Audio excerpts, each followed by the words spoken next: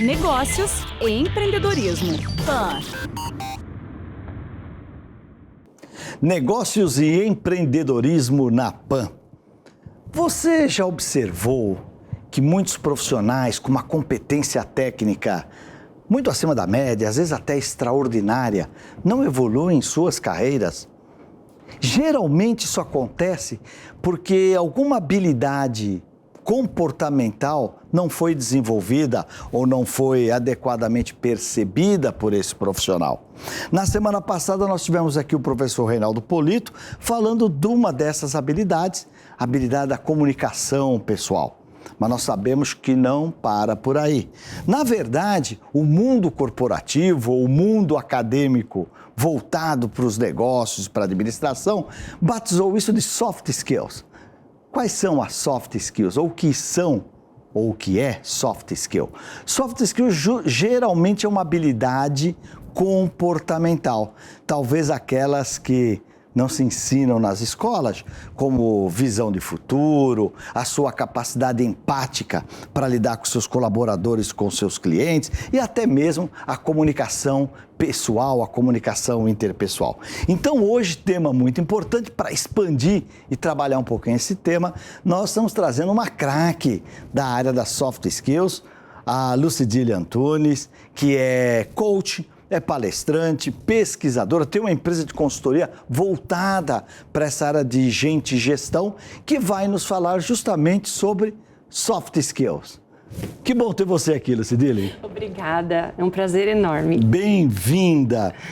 Olha, você coordenou o que já é o segundo volume de um livro que tem o nome Soft Skills, best-seller, está em todas as livrarias. O que te motivou a escrever ou a convidar pessoas como o Luciano Meira, entre outros, para escrever sobre habilidades comportamentais? Então, Carlos, nesses 20 anos, como consultora e mentora das empresas, eu via muitas pessoas sendo demitidas por questões comportamentais. Existe uma pesquisa mundial da Michael Page que mostra que 91% das pessoas são contratadas pelo currículo, porém são demitidas por problemas comportamentais. Ou seja, são contratadas pela sua formação acadêmica, pelo seu passado nas empresas, pelas suas habilidades técnicas. Exatamente. Mas a hora da demissão, o que está falando é mais o currículo, é o seu dia a dia na organização. O que pega mais a pessoa é muito boa. Eu via muitas pessoas tecnicamente muito competentes, que entendem da área, dominam os assuntos, porém são demitidas, por exemplo, porque não sabiam ter empatia, porque não sabiam negociar, porque não sabiam se comunicar, tinham dificuldades de liderança, dificuldades de trabalhar em equipe. Isso é o que faz muitas vezes o profissional ser demitido das organizações. O número é bem alto, 91%. É bem alto. Então, em janeiro do ano passado, eu idealizei o livro, onde eu reuni 33 especialistas de diversos CEOs, coaches, pessoas da área de desenvolvimento humano, médicos comportamentais, e juntos a gente escreveu o volume 1, que acabou virando um best-seller pela Veja em dezembro. Que é o azulzinho. Que é o azulzinho. Esse é o azulzinho aqui, ó, soft skills, ok. Isso, exatamente. E aí, esse ano, eu resolvi dar continuidade nesse projeto e idealizei o volume 2. Com outros autores. São mais 29 soft skills no volume 2. Que é esse lilás. Lindo essa cor aqui, o lilás. Lindo. Então, já tem uma característica interessante. Muito interessante, porque veja bem, nós estamos na era da colaboração, não é? E aí, em vez de você escrever sozinho, você convidou os especialistas para escrever. E essa mistura de visões diferentes enriqueceu o livro? Enriqueceu muito, tanto é que virou um best-seller, né? Por quê? Porque cada capítulo, ele é muito prático. Eu sou engenheira de formação, eu trabalho com desenvolvimento humano. Olha só, da área técnica que foi para a área humana, vocês estão entendendo? Esse é um exemplo, exatamente. Então, eu trago um olhar muito pragmático do livro, né? Então, todos os capítulos, o autor inicia falando sobre a soft skill, depois a gente compartilha histórias reais, histórias práticas, coisas que conectam realmente com o leitor, né? Através das histórias, e a gente finaliza cada capítulo com dicas práticas, para que o leitor possa, pelo menos após a leitura desse livro, ele ter um caminho para onde, se ele quer desenvolver a comunicação, se ele quer desenvolver a capacidade de se reinventar, de se adaptar, enfim. E a gente vai explorando. Muito bom. É interessante, porque eu estou em sala de aula há 41 anos, não é? E é incrível, porque nós todos sempre demos muita importância, tanto nas escolas técnicas, dei aula há 7 anos no ITA, né? E como nas escolas mais de negócios, como a própria SPM, a Fundação Getúlio Vargas, nós sempre demos uma atenção muito especial, e não está errado, às áreas técnicas. Sim. Então, se você quer ser um administrador, você tem que conhecer finanças, contabilidade de custo, contabilidade gerencial, e claro que tudo isso é muito importante. Sim. Mas aí, você vai para o dia a dia, você é um craque de marketing, mas tem que negociar um grande contrato, ou tem que contratar uma grande agência e lidar com todos aqueles números, né? Que você talvez domine porque você fez finanças, mas será que você domina as características humanas da negociação, né? Exatamente. E é interessante porque no livro 1, o Luciano Meira faz uma boa abordagem sobre a origem das soft skills, de onde veio, por que veio e tudo mais. Quem sabe vale a pena, porque nesse programa aqui nós temos executivos e executivas, empreendedores e empreendedoras, mas muita gente querendo fazer uma carreira nos seus negócios melhor ou até querendo criar os seus próprios negócios. Quais são as atenções especiais chamadas assim para soft skills? Quer dizer, se eu tô lá assistindo, né, comendo meu lanchinho da tarde aí, e falo assim, puxa, por onde eu começo? Ou existe uma maneira de você se auto-auditar sobre essas competências? O que será que eu mando bem ou eu não mando bem? Qual é a dica aí? Sim, então assim, falando primeiro a respeito de como desenvolvê-las, né? O passo número 1 consiste no autoconhecimento. A gente só consegue saber o que a gente tem de pontos fortes e pontos a melhorar de 2 formas. A primeira é se observando. Então, a dica que eu dou é assim, diariamente, assim, começa a se observar, né? O que eu faço bem? Eu me comunico bem, eu sei vender bem minhas ideias, eu tenho a facilidade de ter empatia, que é a minha capacidade de se colocar no lugar do outro, eu tenho criatividade, enfim. Então, vai se observando.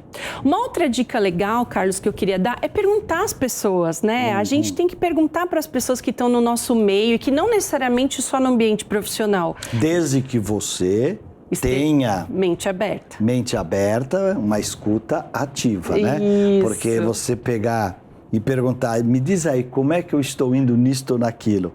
E você quer ouvir o que você já acha, o que você já sabe de você, não vale, né? Então, o feedback legal é aquele autêntico, sincero, de pessoas que estão com você e que querem ver o seu melhor. E o seu melhor não é necessariamente te elogiar. Exatamente. E você tem que estar em estado de humildade para poder ouvir, né? Ouvir e absorver isso daí. Como é que você coloca em estado de humildade, hein? É a mente aberta, é o desejo. Sabe que aqui na Jovem Pan nós temos o Dr. Pimpolho, né? Tá aí a dica, perguntar pro Dr. Pimpolho como é que se põe aí no estado de humildade. Mas acho que a humildade tem a ver com valores, tem a ver com o desejo de evoluir, né? Se você tem o desejo de evoluir, isso já é um grande passo. É verdade. Porque você vai ter que sair da sua zona de conforto, né? Então, o passo número 1 consiste em conhecer melhor... O autoconhecimento, o autodiagnóstico. Isso, o autodiagnóstico.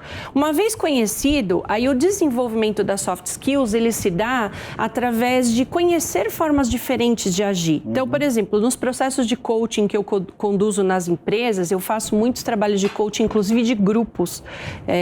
Eu faço grupos de lideranças e a gente vai trabalhando competências relacionadas à liderança. E então consiste, eu gosto muito de uma frase do Albert Einstein, que ele diz assim: insanidade é querer resultados diferentes fazendo sempre igual.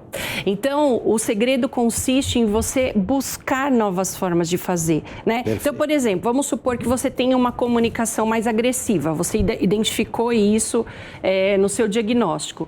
Então, você vai experimentar fazer de um jeito diferente. Óbvio que eu estou falando de uma forma bem simples, mas o processo de autoconhecimento ele é mais profundo. E aí você vai buscando novas formas de agir e vai experimentando e começa a ter resultados diferentes. É interessante porque eu estou aqui folheando o livro, que eu já conheço, adianto, porque eu tive a honra de prefaciar o 2º volume, na verdade. Então vou pegando os temas, porque como é que pode ter 30 ou mais temas no volume 1 e 30 e mais temas. Eu confesso a vocês que eu também nunca me dei conta que as chamadas habilidades humanas ou as soft skills eram tão amplas assim. E aqui tem coisa, por exemplo, como mentalidade digital, que me chama muito a atenção, né? Sim. Eu fundei há 4 anos a Digital House, eu fico pensando, né, que sempre é uma questão. A mentalidade digital não é você saber programar, a mentalidade digital é como é que você adquire a cultura da chamada nova economia, né? Exato. Isso se treina também? Sim, então, na verdade, deixa eu só te contar um pouquinho de como foi concebido o volume 2, e aí eu já vou falar a respeito disso. Tá bom. O volume 2, eu me espelhei nas soft skills elencadas pelo Fórum Econômico Mundial como as soft skills do profissional do futuro. Então, eu trouxe especialistas para falar de várias delas. Por que mentalidade de crescimento está aí? Porque é a nossa mentalidade digital. É a nossa capacidade de ser amigo da tecnologia. Então, essa soft skill, ela aborda esse tema, né? Como a gente está preparado para esse mundo bunny, para essas mudanças tecnológicas. E eu sei, ali eu me familiarizar mais facilmente, porque tem muitas pessoas que criam resistências, né? Às vezes a pessoa, aquilo que você não conhece, muitas vezes te afasta. E devia ser o contrário, né? Aquilo que você não conhece deveria te atrair. Não é verdade? O desconhecido é fascinante, mas aí vai aquela teoria do Platão da caverna, né? Eu entro sozinho? Isso. Não, mas se eu entro acompanhado. Talvez entrar acompanhado é você desenvolver exatamente a necessidade, mas a facilidade que é também de você desenvolver certas habilidades ou competências que você acha que não tem, ou se você tem certeza que não tem, é um bom diagnóstico pessoal, e aí dá o pontapé inicial. Exatamente. Não é verdade? E o digital tem a ver com isso. Eu estou vendo aqui, Lucidire, um grande amigo meu, colega, aliás, produção, vale a pena convidá-lo, que é o Wellington Nogueira. Sim. O Wellington Nogueira foi quem trouxe ao Brasil os Doutores da Alegria, o fundador dos Doutores da Alegria.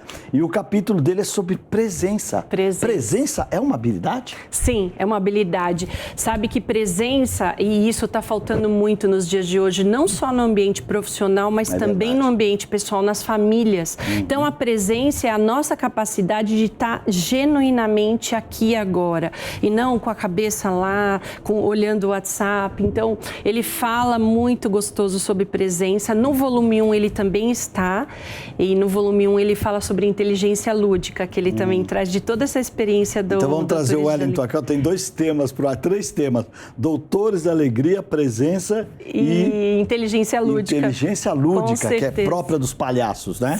Sim. Própria dos palhaços. Exatamente. Que bom. Lucidire, mas você estava dizendo que você faz esse team coaching com equipes corporativas e tudo mais. Qual é a maior dificuldade que você encontra nas organizações ou com as pessoas nas organizações? Eu não digo para reconhecer a importância das soft skills, mas para eles realmente mergulharem e resolverem suas carreiras ou seus currículos, vamos dizer assim, essas pendências ou essas deficiências. Olha, Carlos, se eu puder te dizer assim, 2 que eu vejo que são as mais necessárias para você ter sucesso, é comunicação e empatia. Comunicação. E empatia. A comunicação, porque existem muitos ruídos de comunicação, as pessoas têm muita dificuldade de expressar o que elas querem, aí o outro entende errado.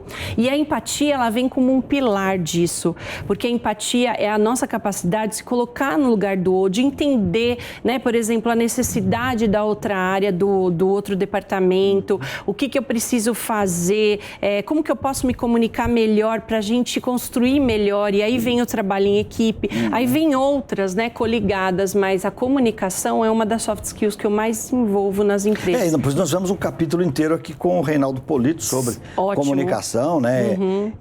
Nós sabemos que 9 em 10 executivos, quando perguntam o que te dá medo, é falar em público, né? Parece uma coisa, mas ninguém vai morder e tal, mas a pessoa realmente se prepara e mesmo assim tem essa aflição. Eu queria voltar nessa questão aí da empatia e da presença. Sim. Né? Da empatia e da presença, porque o professor Thomas Davenport, há uns 30 anos, ele escreveu um livro chamado A Economia da Atenção. Olha que interessante, há mais de 30 anos ele já dizia que o bem mais escasso na face da Terra é a atenção. Ou seja, as pessoas estão olhando para você, não quer dizer que elas estejam te vendo. Exatamente. Elas podem até estar te ouvindo, mas elas estão te escutando. né? Talvez não. E é interessante que quando eu li esse livro dele pela primeira vez, há muitos anos, eu falei, tá aqui o segredo para os bons vendedores. E aí eu montei todo um treinamento, palestra, etc., em cima de como estabelecer o rapport, como ter a atenção genuína do meu cliente. E hoje a gente sabe que a trilogia no mundo moderno, na chamada nova economia, é empatia, colaboração e prototipação. Sim. Então, a questão da comunicação não é só para você ter uma boa liderança, é para você conseguir trabalhar. Sim, com qualquer nível da organização. Super importante. Super importante. E nesses trabalhos que você faz com teamworking, e que você fala que a comunicação é um grande empecilho, você manda eles para treinar a comunicação? Ou como é que você cria essa... Porque uma coisa é criar consciência, outra coisa é resolver o problema. Isso. Na verdade, a gente faz coachings de grupo, onde a gente vai trabalhando esse tema de comunicação e liderança. Sim. E o processo de coaching é um processo que causa transformação, porque a gente vai a fundo, nós vamos entender crenças limitantes, a gente vai olhar para uma série de coisas que podem estar norteando, por exemplo, eu vou dar um exemplo, uma pessoa que se comunica de forma agressiva, né? Ela muito possivelmente tem uma crença de que é na porrada que se resolve. Pode ser. Entendeu? Então, a gente faz esses trabalhos de coaching de grupo para a gente ir identificando essas crenças, rótulos, mindsets que a pessoa tem e a gente vai dissolvendo isso daí. E aí ela vai, a cada encontro, trazendo a sua experiência de como foi experimentar fazer diferente. Mas um trabalho desse com um grupo, ele leva quanto tempo? Leva... Uma curiosidade minha. Sim, 5 meses, né? 5 meses. Reunindo quantas vezes? Quinzenalmente. Ah, tá. 2 vezes por mês. Em 5 meses você trabalha um grupo. E normalmente, que tamanho tem esses 7 grupos? pessoas. Ah, tem 7 pessoas. Mas é um número fixo ou é... Não, é de 5 a 7. De 5 a 7 pessoas. Isso, e são pessoas do mesmo nível hierárquico. Ah, você está no mesmo nível hierárquico. Isso, para poder elas compartilharem a experiência, as dores. Então, eles vão trazendo as dores, as dificuldades, o que é que está pegando ali no dia a dia daquela organização e a gente vai trabalhando esses temas no processo. E como é que nós vamos trabalhar ou preparar alguém? A consciência eu concordo, né?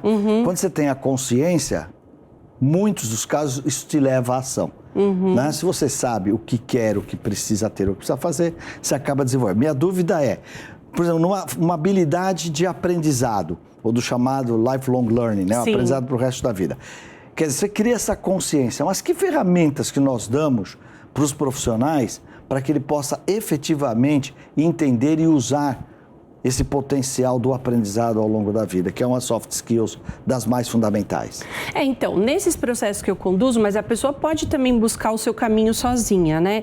Basicamente consiste nisso, você primeiro reconhecer quais são os seus comportamentos, porque sabe, Carlos, muitas pessoas chegam nesses processos de coaching individual também, ou mesmo de grupo, e elas não têm consciência de que elas agem daquela forma. Então, acho que o primeiro passo consiste mesmo nessa autoobservação, porque às vezes a gente está tão nesse piloto automático, né?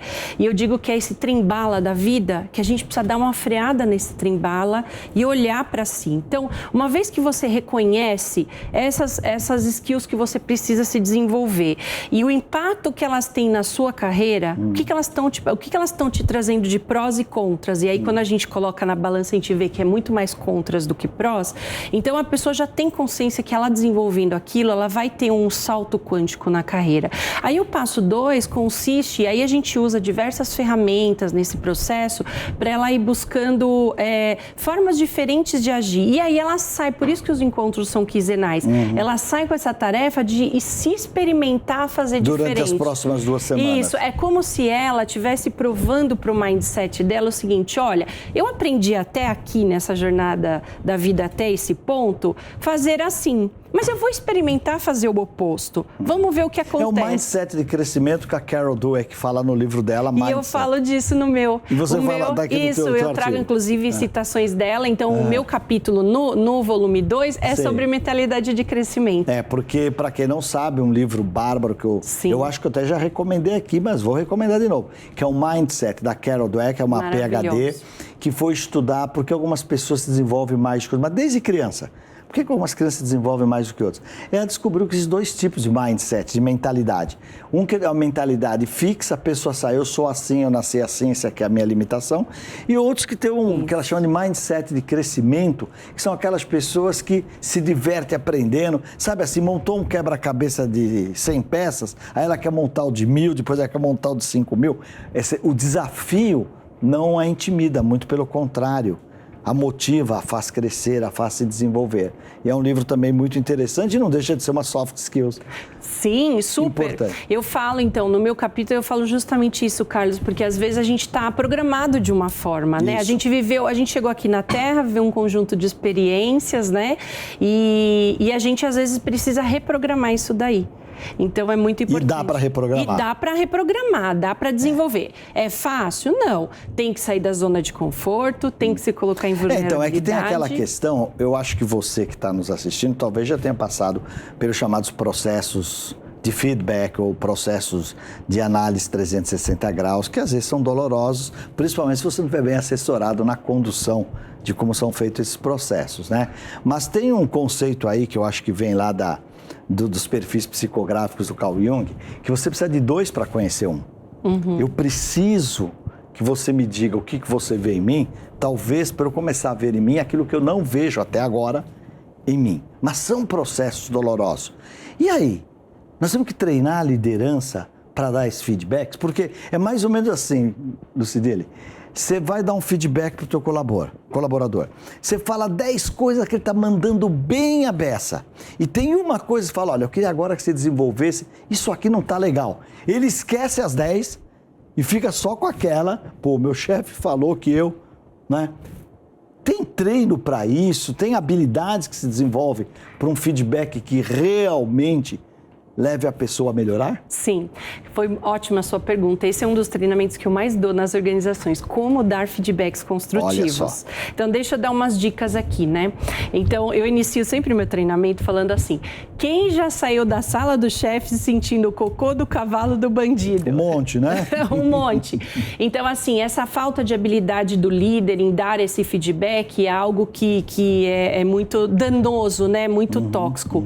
Então, assim, o segredo de conduzir uma boa conversa de feedback é iniciar falando dos pontos fortes, como você falou. Mas aonde é que está o segredo, Carlos? Quando vai falar dos pontos a melhorar, não é apontar, e sim convidar o seu colaborador a se autoavaliar.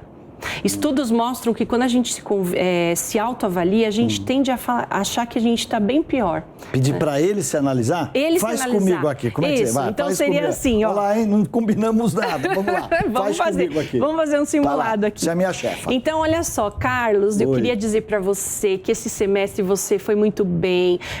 Eu adorei a sua participação nas reuniões, como você expôs bem os pontos. Também estou percebendo muitas iniciativas suas. Olha, você conduziu aquele projeto XYZ, parabéns. Que bom, então, obrigado. Teci todos os comentários positivos. Agora, então, Carlos, vamos falar agora um pouquinho do seu próximo passo de evolução. Na sua visão, o que você enxerga que você precisa se desenvolver, Carlos? Ah, não sei, com tudo isso que eu fiz bom aí, você ainda quer arrumar mais coisa? Ô, chefe, olha quanta coisa, olha o projeto XYZ. Ah, mas tem algo aí que se você melhorar, você vai performar melhor ainda. O que você acha que pode ser que você precise se desenvolver? Por exemplo, não sei. Olha, o pessoal do time da empresa diz que eu não ando pegando bem no gol. Será que seria isso? Olha, pode ser que sim. E aí, nessa hora, por isso que é importante se preparar, sabe, Carlos? O chefe, o líder, ele tem que se preparar muito bem, porque nessa hora eu posso entrar com um exemplo. Eu não dizer de forma direta. Vamos supor que, eu vou dar um exemplo aqui, vamos supor que você tem que melhorar suas entregas em termos de prazo. Você não está entregando no prazo as coisas. Ao invés de eu apontar para você isso, eu vou dizer o seguinte, Carlos, vamos analisar, por exemplo, as suas entregas. Como que você está vendo as suas entregas? Elas estão corretas, estão no prazo? Muito o pessoal me cobra muito. Então, aí nessa hora, o líder pode virar e falar, então, eu também noto, Carlos, que as suas entregas estão vindo um pouco atrasadas. Vamos conversar um pouco a respeito disso? Quer dizer, a técnica é já tentar trazer a concordância ou a consciência sobre aquilo que ele também sabe que não está 100% bom. Exato, porque o impacto é diferente e ele compra a ideia. Ele compra a ideia de se desenvolver, porque é muito mais difícil alguém chegar e falar, você não vai bem nisso, é agressivo. né? Por mais que você fale de uma forma suave. Então, você conduzindo ele a refletir, ele vai sair muito mais consciente dessa sala. E o último passo que eu ensino, e que é um erro muito comum dos líderes, é o seguinte: ele dizer para o liderado: olha, você tem que melhorar nos prazos. Viro as costas e vou embora. Não resolve, porque se o Carlos não vai bem na entrega dos prazos, eu preciso apoiá-lo nesse desenvolvimento. Então, Carlos, daí... É o contrário, então. Então... Não é assim, se vira, né? Se vira, exato. Toma que o filho é teu. Não. Então, Carlos, olha só, a gente chegou à conclusão aqui hoje que você precisa melhorar suas entregas e prazos, né?